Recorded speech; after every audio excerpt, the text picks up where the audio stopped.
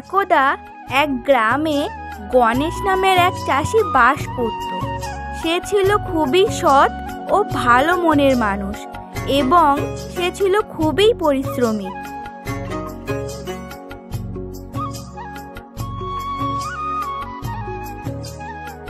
আরে গণেশ, তার ওদের মধ্যে এখনো কাজ করছো?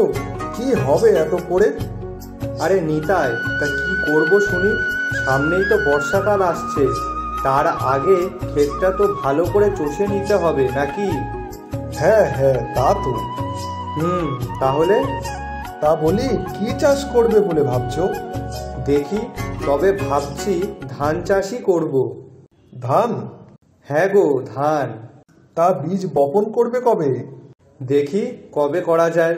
তা তুমি কবে কি করবে? দেখি দেখি, আমি এখনো কিছু ভাবিনি। তোমার তো প্রত্যেক বছরই ভালোই ফসল হয়। তা কি করা যাবে বলো? তোমারই তো সব সুন্দর ফসল হয়। না না, আমি তেমন কিছুই করি না, শুধু কঠোর পরিশ্রম আর ভগবানের দয়াতেই এই সব হয়। মিথ্যুকবাজ একটা। আমাকে একটিও বলবে না বলে যত সব নাটক। তা নিতাই, আমি এখন আসি, বুঝলে?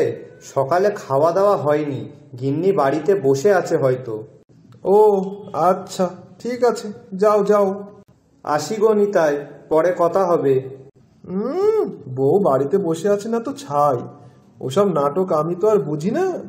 তুমি আমাকে বলবে না বলে কথা ঘুরিয়ে চলে যাওয়া। হ্যাঁ, দাঁড়াও গণেশ, দাঁড়াও, আমিও দেখাবো তোমাকে যে আমিও তোমার থেকে ভালো ফসল উৎপাদন করতে পারি। এই বলে নিতাই বাড়ির দিকে চলে গেল। গিন্নি, ও গিন্নি, কই গেলে গো? আসছি গো, আসছি। উফ বাবা, এত ডাকছো কেন? ওমা, তা ডাকবো না? বেলা তো হলো, তা কিছু খেতে দাও নাকি? হ্যাঁ হ্যাঁ, তা তো দেবই, কিন্তু তাই বলে এভাবে চিল্লাতে হবে? যা বাবা, কোথায় চিল্লিয়ে কথা বললাম? আমি তো আসতেই বললাম। উফ বাবা, তোমাকে নিয়ে আর পারি না। আচ্ছা বসো এখানে, আমি জলখাবারটা নিয়ে আসি। আচ্ছা যাও যাও, বাবা গো, বিশাল খিদে লেগেছে। হ্যাঁ হ্যাঁ, দাঁড়াও দাঁড়াও।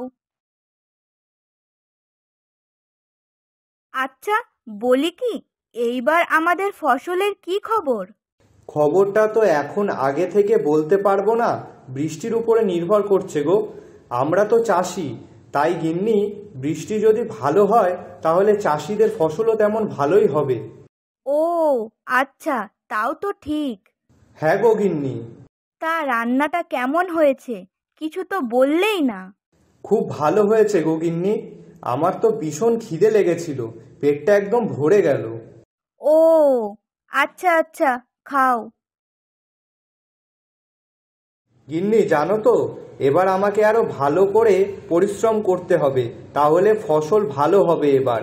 আর আমাদের যে গরু আছে তার থেকে গোবর সার তৈরি করব, আর তা দিয়েই প্রত্যেকবারের মতো খেতে সার হিসাবে ব্যবহার করব, তার ফলে ফলন বেশ ভালোই হবে। হ্যাঁ হ্যাঁ, তা তো বটেই। তুমি যত পরিশ্রম করবে তার ফল তত ভালো হবে। আর গোবর সার দিয়ে ফসল চাষ করলে খুব ভালো হয়। হ্যাঁ গো গিন্নি, আমাদের গরুগুলো আছে বলেই তো ফসলগুলো খুব ভালো হয়। তা আমাদের ছেলেটাই বা কোথায়? আছে হয়তো এদিক ওদিক, বন্ধুদের সাথেও হয়তো থাকতে পারে। কেন, আজ পাঠশালাতে যায়নি? না গো, আজ আর পাঠশালায় যায়নি। কেন? কি জানি বাবা, আমি ওকে কতবার বললাম পাঠশালাতে যেতে, কিন্তু ও কিছুতেই গেল না। ও আচ্ছা, এই ব্যাপার। দাঁড়াও, ওর আজ হচ্ছে। সারাদিন এদিক ওদিকে টই টই করে বেড়ানো দেখাচ্ছি, দাঁড়াও, ডাকো তো ওকে। আচ্ছা দাঁড়াও, ডাকছি।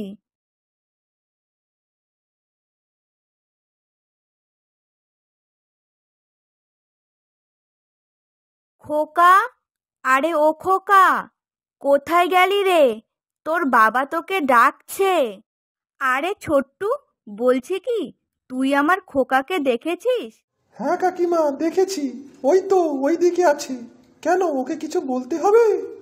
হ্যাঁ হ্যাঁ, ওকে একটু বলে দে তো, ওর বাবা ওকে ডাকছে। আচ্ছা দাঁড়াও কাকিমা, আমি এক্ষুনি গিয়ে ওকে বলছি।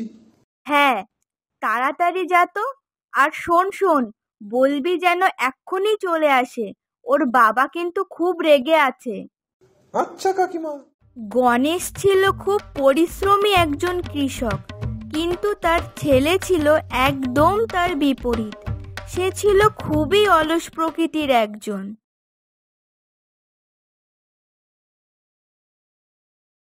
আরে তুই এখানে?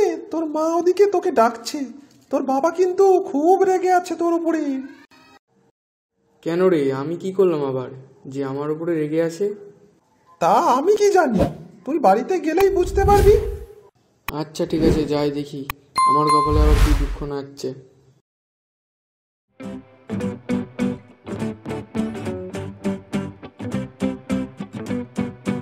বাবা আমাকে ডাকছে। হ্যাঁ ডাকছি। তা শুনি, কি এমন কাজে ব্যস্ত ছিলে যে আজ পাঠশালাতে যাওয়া হয়নি? আসলে বাবা, আসলে কি? হ্যাঁ, পাঠশালাতে যাওয়া হয়নি কেন সেটার উত্তর দেবে শুধু, কোনো অজুহাত দেখাবে না। আসলে বাবা আমার পাঠশালায় যেতে ভালো লাগেনি, তাই আমি আজকে আর যাইনি। কি এত বড় কথা? পাঠশালাতে যেতে আবার ভালো লাগেনি? হ্যাঁ বাবা, ওখানের মাস্টারমশাই শুধুই বকে, ভালো লাগে না আমার। তা তুমি পড়াশুনো করবে না, তা তোমাকে তোমার মাস্টারমশাই বকবে না? করি তো পড়াশোনা। খোকা, আমি তোমাকে একদিন বলেছি তুমি মিথ্যে কথা বলবে না। তুমি কখন পড়াশুনো করো বাড়িতে? মা তুমিও? উফ। কি উফ? হ্যাঁ, আচ্ছা শোনো, তোমার দ্বারা যখন পড়াশোনা হবে না, তাহলে কাল থেকে তুমি আমার সাথে মাঠে যাবে। আমার অনেক কাজ আগের থেকেই বেড়ে গেছে, তাই তুমি আমার হাতে হাতে কাজগুলো করে দেবে। বাবা আমি কাজ করব। হ্যাঁ, কাল সকালে তুমি আমার সাথে মাঠে যাবে, ব্যাস। আর কোনো কথা যেন আমি না শুনি। ধুর বাবা, ভালো লাগে না আর। খোকা, কই গেলি রে? তাড়াতাড়ি আয়। হ্যাঁ যাই গো বাবা যাই, দাঁড়াও তো একটু।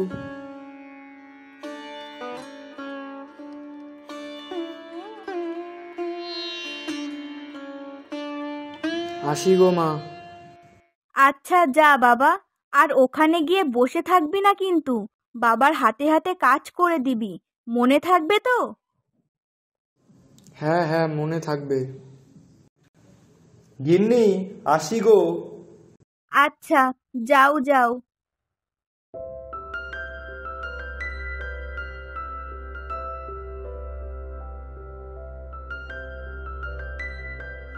ও বাবা, এবার তো দেখছি ছেলেকেও নিয়ে এসেছে মাঠে। দাঁড়াও গণেশ, তোমার ফসল আমি হওয়াচ্ছি। তুমি যতই লোক লাগিয়ে কাজ করো না কেন, তোমার থেকে ফসল আমার এবার ভালো হবেই হবে। এই বলে নিতাই তাদের কাছে গেল এবং সেখানে দাঁড়িয়ে পড়ল আর বলতে লাগলো, কি ব্যাপার গণেশ, তোমার ছেলেকেও কাজে লাগিয়ে দিলে? হ্যাঁ গো নিতাই, ঠিকই বলেছ তুমি। একা আর পেরে উঠছি না, তাই ছেলেকে নিয়ে এসেছি আমার হাতে হাতে একটু কাজ করে দেবে বলে। ও আচ্ছা, বেশ বেশ, ভালোই করছো। ওই আর কি। তোমার জমি রোয়া হয়ে গেছে? হ্যাঁ হ্যাঁ হয়ে গেছে, শুধু বৃষ্টির অপেক্ষা। ও আচ্ছা, বেশ ভালোই তো। আমি আজকেই বীজ বুনবো, তারপর দেখি কি হয়। ও আচ্ছা, ঠিক আছে, বোনো তাহলে। আমি এখন আসি, বুঝলে।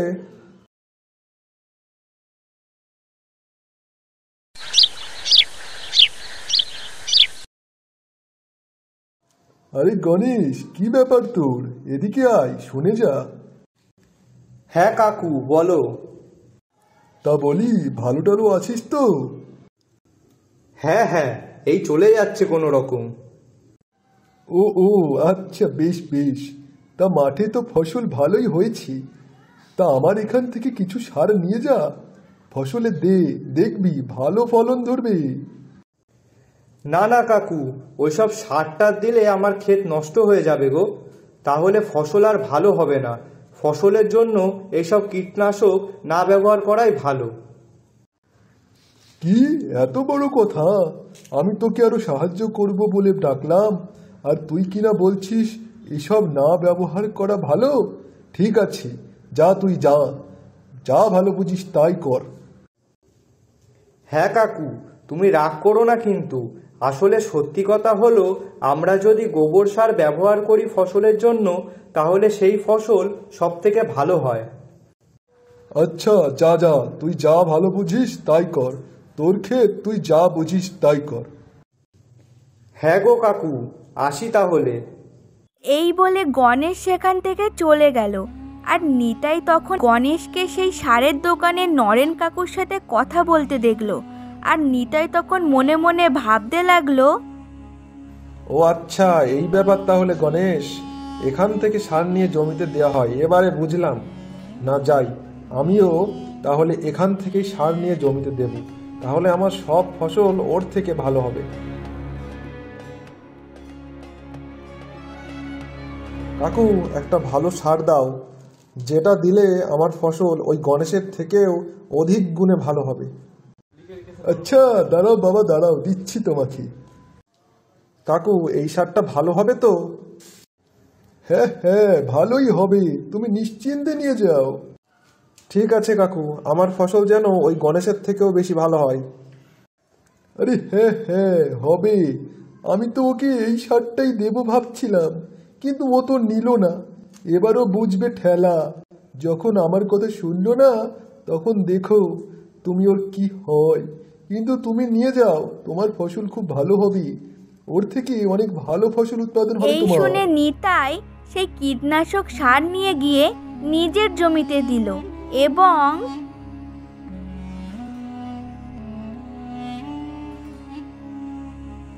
হায় হায়, এ আমার কি বড় ক্ষতি হয়ে গেল। আমি গণেশের থেকে ভালো ফসল উৎপাদন করতে চেয়েছিলাম, কিন্তু আমার কি সর্বনাশ হয়ে গেল।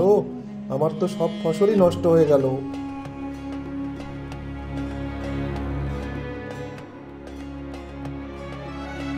এই অবস্থা কি করে হলো নিতাই? তোমার তো ভালোই ফসল হয়েছিল, তাহলে এরকম হলো কি করে? আসলে গণেশ, আমি তোমার থেকে অধিক পরিমাণে ফসল উৎপাদন করতে চেয়েছিলাম, আর যার জন্য একদিন তোমাকে দেখলাম একটা কীটনাশক সারের দোকানে কথা বলতে। তাই আমি ভাবলাম তুমিও হয়তো ওই দোকানের সার নিয়েই জমিতে দাও। তাই ভেবে আমিও সেই সার আমার জমিতে দিই, এবং তার দুদিন পরেই আমার এই অবস্থা হয়ে গেল গো। হায় হায়, আমার এ কি বড় সর্বনাশ হয়ে গেল। ও আচ্ছা, এই ব্যাপার। কিন্তু নিতাই, আমি তো কোনো কীটনাশক বা সার ব্যবহার করি না। তুমি যদি আমাকে জিজ্ঞাসা করতে, তাহলে আমি তোমাকে বলে দিতাম। কিন্তু দেখো, আজ তুমি অতি চালাকি করতে গিয়ে তোমার কি অবস্থা হলো। বন্ধুরা, কখনোই অন্যের উন্নতি দেখে হিংসা করতে নেই, লোভও করতে নেই। না হলে নিতাইয়ের মতন ক্ষতি কিন্তু সবারই হয়। কারণ ওই যে কথায় আছে না, অতি লোভের গলায় দড়ি।